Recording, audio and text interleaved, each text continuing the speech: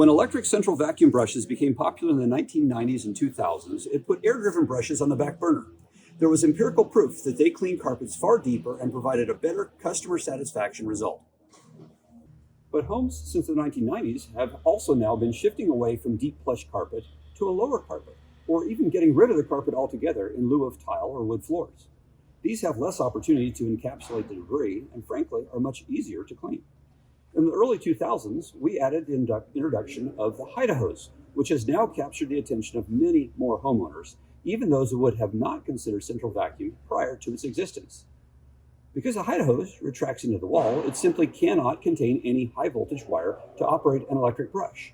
So how do you meet the cleaning needs of a homeowner who wants to use a beater on an area rug or a small area of carpet?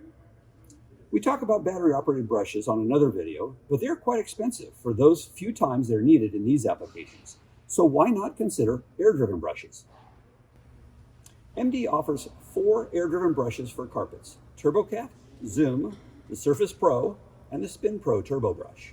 With all 4, you must be careful picking up hard objects such as rocks or screws, as it can damage the fan blades that drive the turbine.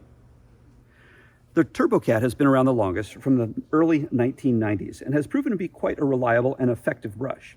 It has a fairly small 5/8 inch opening that restricts the airflow to drive the turbine, and it is quite loud when used on a high water lift unit.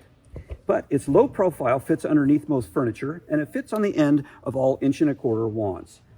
For heavier carpets, this is my favorite, as it is of most dealers.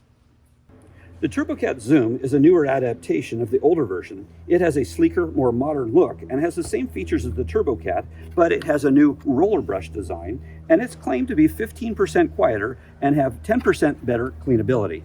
But most dealers I've spoken with still prefer the TurboCat. Again, it does look quite a bit better. The Surface Pro air-driven brush is actually smaller than the TurboCat, but it packs a great punch for its price. It is quieter, has a larger opening, and has a small air relief valve right on the top of it.